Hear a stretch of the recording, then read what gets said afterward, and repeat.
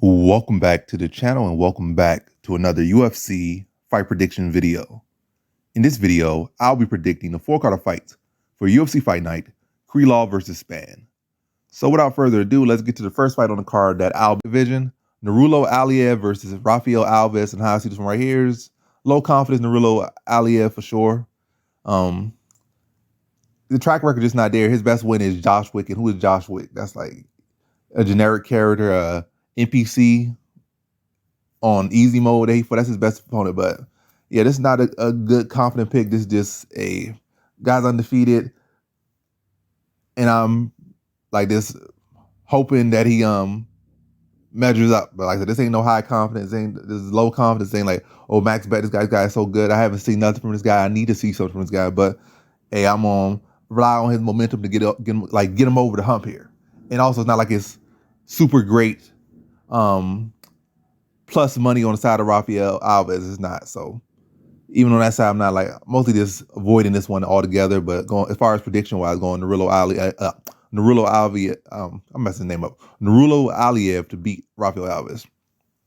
I think the first round will be dicey, but I think Narulo Aliev, once he starts to get those takedowns and control, and Alves starts to slow down, I think Aliev will come into his own in this one and start to take away minutes with the takedowns and control, and just keep Aliev. He'll keep Alves busy and wear him down and just grind out a decision over Alves, and that's what I see. So in this one, I have Narulo Aliev via decision. Now to our next fight, we have in the lightweight division, Joe Selecki versus Carl Deaton III, and how I see this one right here is look at Carl Deaton III. I don't really see no outstanding skills or anything. I feel like Selecki should be able to beat him everywhere. Maybe not play with him too much on the feet, which will give Deaton his best opportunities. But I feel like in the grappling, Joe Selecki should have a big advantage.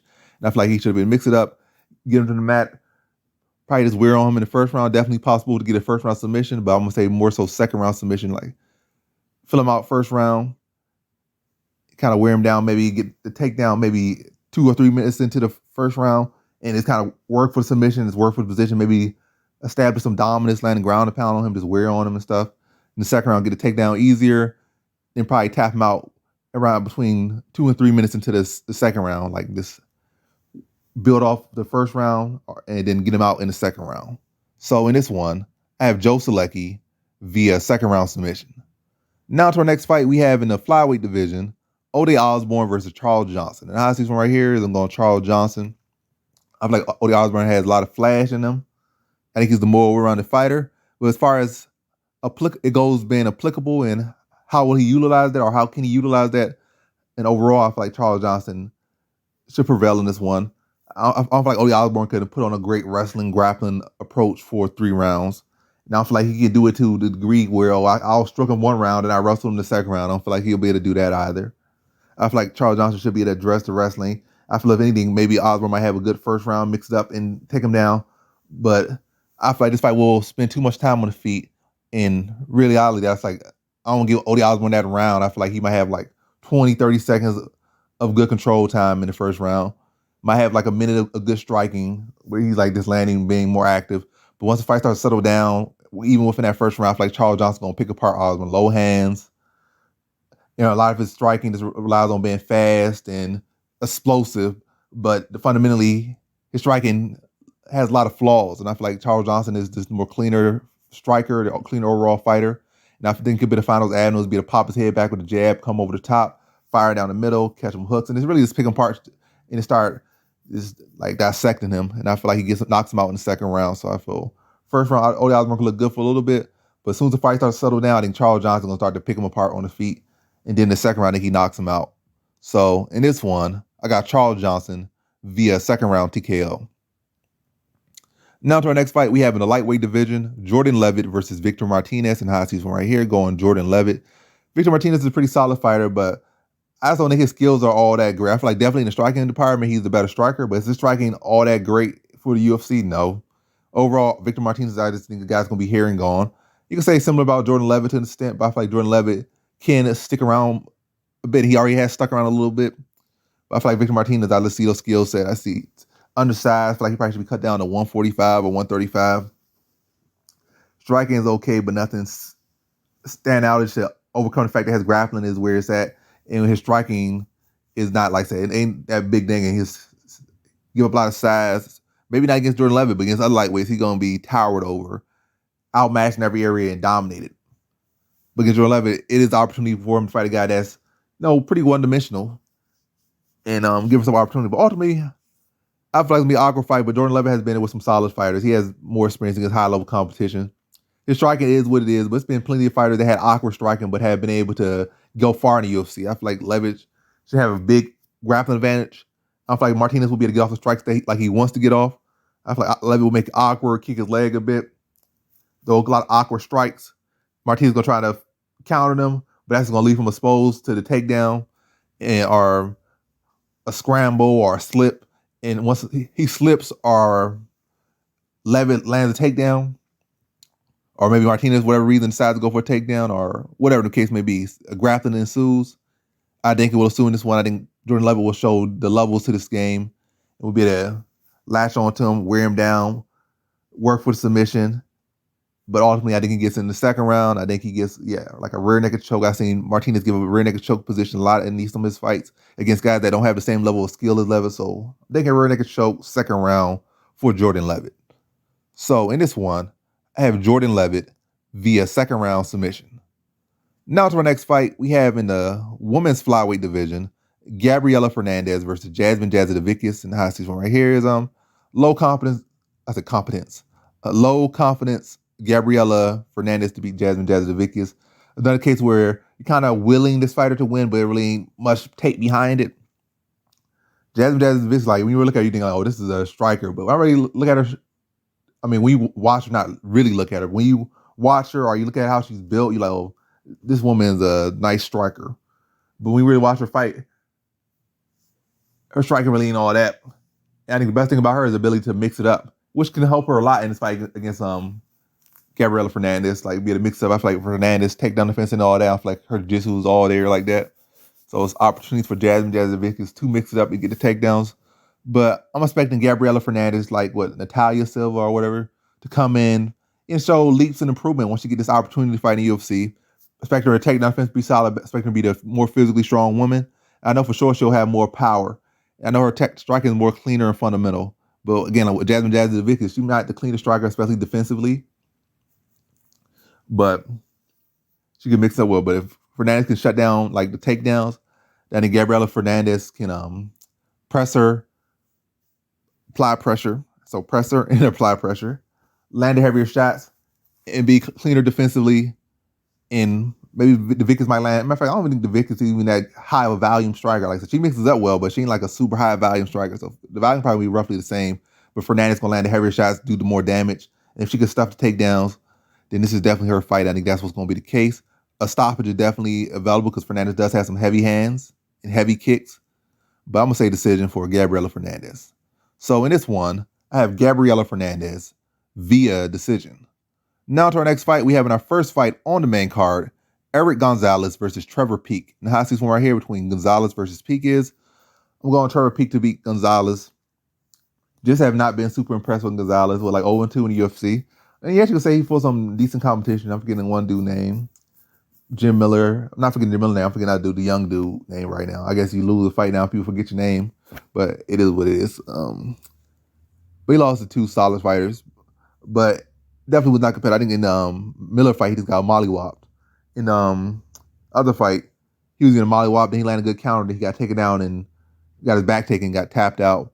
By the way, he got finished both times and really put a little bit of, held up barely any competition for the most part, outside of maybe a split second at best, or a couple seconds. Yeah, outside a couple seconds at best. And when I look at Gonzalez, I don't really see no I don't see no notable wrestling. I don't see no notable jiu-jitsu. I don't see no notable striking. Mostly I just see a fighter that's, got the will to fight, but not really lacking this. Like, he got the will, but lacking the skill, the talent, the durability to be, the fighter that he believes himself to be. And I just feel like Trevor Peek, he ain't the most technical fighter either, but he got a big iron chin. He got heavy hands. He's more physically strong, the better wrestler between the two. And ultimately, I just think when you don't have great skill, you also often end up in bar-burning fights. You often end up in brawls. And that's what's going to happen. Two guys that aren't the most skilled fighters are going to end up in a brawl. And Pete got an iron chin and iron hands. and Gonzalez don't. So you're gonna end up in a fight that's gonna rely on who's durable. You're gonna end up in a street fight. And when you in a street fight with no talent, the bigger or the stronger man, the man with the heavier hands, the more durable guy, that guy's gonna win. You like the skill. You can stick and move, bob and weave, throw some feints out there, or you got some jiu-jitsu or something, you can mix it up. Then all of a sudden the guy that's maybe not as strong or maybe not as durable, don't have the big chin, and those guys win. But y'all both fighting 50-50 exchanges, the guy with that big head and those big hands gonna win. Unless maybe he get tired, but ain't like Gonzalez is an amazing cardio fighter. So all I see is the fight is gonna end up in a bar fight, and Gonzalez just not built the same way Trevor Peek, and I think Trevor Peek knocks him out the first round. They're gonna exchange in a firefight. Peek gonna oblige, and he's gonna knock Gonzalez out first round. So in this one, I got Trevor Peek via first round TKO. Now to our next fight, we have in the welterweight division, Mike Mallett versus Johann Lanez. And how I see this one right here is I'm going Mike Mallett. I'm going to go second round TKO for Mike Mallett. I think Johann Lanez is pretty good for one round. And actually, I look at Mike Mallett, he's also got that finishes fights. Matter of fact, he finishes fights more than Johann Lanez. Johann Lanez had a little bit more experience going later rounds, but when I look at all the experience of Johann Lanez going later so far against relative competition, it has not looked good. He really lost his last fight. I don't know why they decided to give it him. I don't know who he knows, if his dad or something, his uncle or something, sister, whoever knows is in the judging committee and they gave that fight to him. He should have lost his last fight. I'm not saying it was a robbery, but it was clear that he lost that one. I'm saying that's all I'm saying. He should have not won that one. And then, yeah, in the other fight he lost to Gabe Green. Like he was good at first, then he got gassed out and got finished. But I think Mike Mallett, even though I haven't seen him go beyond first round, I feel like he fights with much more composure than Johann Lanez. I think Johann Lanez just sprint. He's a sprinter out there. It's not like he's some great talent. Very sloppy at times on the feet. Sloppy everywhere. His takedown's pretty sloppy, but it's more so explosive and being big and physical. But the technique's not there on the feet. The technique not there in the grappling. I think Mike Mallett is overall the cleaner fighter. And really a first round is definitely probably juicy for this one since both of these guys don't really like second rounds. Or Mike Mallett hasn't had the ability, really hasn't had the experience where he had to go to second round and show him where his cardio looked like. We have seen Johann Lanez go to the second round like after 1.5 rounds and look gassed and tired beyond that round, and pace dips off significantly from that round. I'm saying Mike Mallett don't like that round because he don't seem to go to that round too much. He just finish people in the first. So first round probably really was juicy. I'm gonna say second round Mike Mallett. I feel like he'll be the more clean, composed guy going to the second round. And I feel like overall his technique is cleaner, and it's like he's not really forcing anything. It's really his opponents make mistakes are just not being up to his level and not being able to hang with him. Whereas Johann Lanez is literally out there sprinting. So when you have a sprinting style, you're going to gas it. But if you just staying calm and composed, breathing well, setting your shots up, finding his counters, and being fundamental, you could go rounds. So I know, Mike Mallett hasn't went rounds. I know he can go rounds where Johann Lanez, his style is always going to end up with him gassing. So yeah, the prediction is basically Mike Mallett's going to be a more cleaner, composed fighter. I think he still wins the first round. Probably hurts Johann Lanez as he overcommits a lot in the first round. In the second round, I think he puts him away as he starts to fade and starts to wear damage. Yeah, puts him away second round. So in this one, I got Mike Mallett via second round TKO. Now to our next fight we have in the women's flyweight division, Tatiana Suarez versus Montana De La Rosa. And I see this one right here. I just think Tatiana Suarez is literally better in every area than Montana De La Rosa. I guess one you could say is Montana De La Rosa has proven to have toughness and, takes a mollywhopping, so we don't know where Suarez's durability is, but we know Montana De La Rosa can take a beating, so I guess that's a feather in her cap. But I don't think that's any concern for Tatiana Suarez. De La Rosa hasn't been proven to be this great striker, hasn't had to show good finishing ability on the feet, hasn't shown no great submission ability, hasn't shown anything that's like I feel would be an issue to Tatiana Suarez. I guess the biggest issue she can cause for maybe bettors is if she shows her durability and people can't get that plus money on a finish. But I think Tatiana Suarez will come back and she'll make a statement. I think she goes out there and just dominates her, puts De La Rosa in position she's never been in, put her on her back. They'll probably tag her, then put her on her back pretty early. Just go out there and just start dropping heavy ground and pound on her. I think the issue is like, is she going to get a TKO or is she going to get a sub? I'm going to say sub. I think she's going to pound her into submission. Submission will open up. And I think she'll tap her out second round. Like, I'm not going to say which submission because I don't know which submission she's going to go for. But I think it's going to be like positional dominance, heavy ground and pound. and then the submission will open up. And I think Tatiana Suarez will tap her out second round and make a statement in her return, or at least a highlight performance in return. Ain't really no statement to beat Montana De La Rosa, given where Tatiana Suarez is at, but the fact that she is returning from a long layoff and that she's gonna put on a highlight reel finish is gonna be enough to get her attention, for her to gain that attention back in the flyweight division and in the strawweight division and in women's MMA. So in this one, I got Tatiana Suarez via second round submission. Now to our next fight, we have in the heavyweight division, Augusto Sakai versus Dante Mays. And the high one right here is low confidence Augusto Sakai to beat Dante Mays. Sakai's riding with like 4-fight knockout streak or TKO streak. The other one was really, his last one was really a positional dominance TKO. But the other ones like Overeem and tied to Avasa, those were brutal TKO losses. Tied to Avasa was a brutal KO loss. But while we look at Dante Mays, he got like maybe one TKO win in his UFC career. And it was like a positional dominance, exhaustion type of TKO. I haven't really seen that power. I haven't seen him dropping nobody. I know he could definitely hurt you.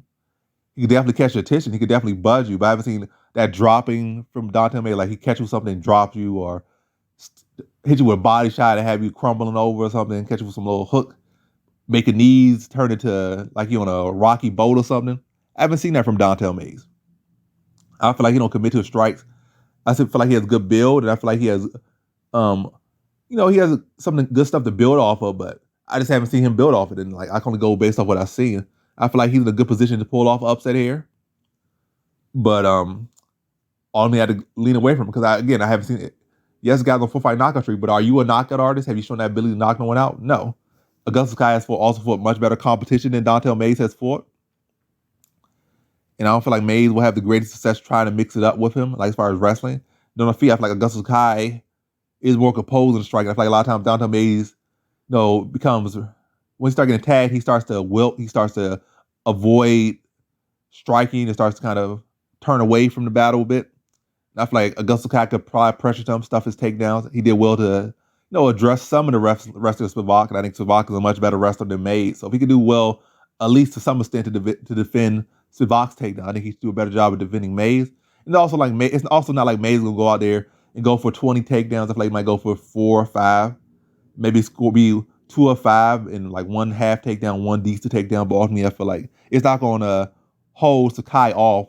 And Sakai's going to be a pressure. He's going to be landing heavier shots, commit to the more, do more damage. I think eventually he's just going to wear Mays down. And he's going to put him away in the third round. So in this one, I have Augusto Sakai via third round TKO.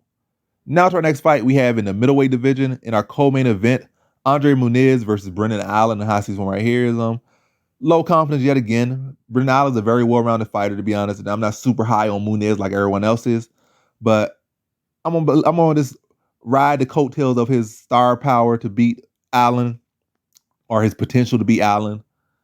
And I feel like he's gonna be that has success with the takedowns and control. I think also Brendan Allen's probably confidence in his grappling is going to allow for those opportunities.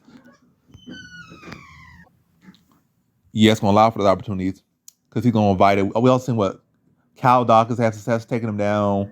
His last opponent, his prior to last opponent had success taking him down. So I think Andre Muniz should have success there. I think his top press going to be too heavy. He's going to wear down on Allen and probably get a second round submission late. Allen's going to get too overconfident in his grappling, too overconfident in his striking. And this is going to end up with Muniz finding an opportunity. But if Allen comes in and just uses grappling in defensive wise and like to defend well and get back to his feet and make it a striking matchup, that's where I think Brendan Allen will have his success. Make it a striking match, then wear him down, then maybe go to the grappling. But as far as maybe early on grappling with Muniz, I think that's just a bad idea for him. And I think his overconfidence in his own ability is going to allow him to make that mistake and allow Muniz to really get to where his strengths in this fight. So yeah, in this one, I have Andre Muniz via second round submission. Now to our next fight, we have in our main event in the light heavyweight division, Nikita Krylov versus Ryan Spann. And hostage one right here between Krylov versus Spann is I'm going Krylov to beat Spann. What about average confidence to beat Spann?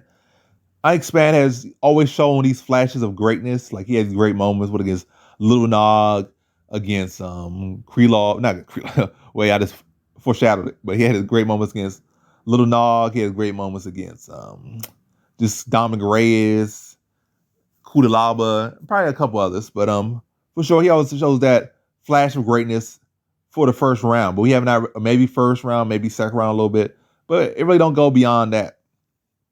It really don't. Like he showed that flash of greatness, like, oh, this guy could be a monster. And then a couple fights later, he's like, oh, that's who he is. Beyond that first round and a half, like, and really just the first round, he really dips off. And I know Krylov has a pretty durable chin.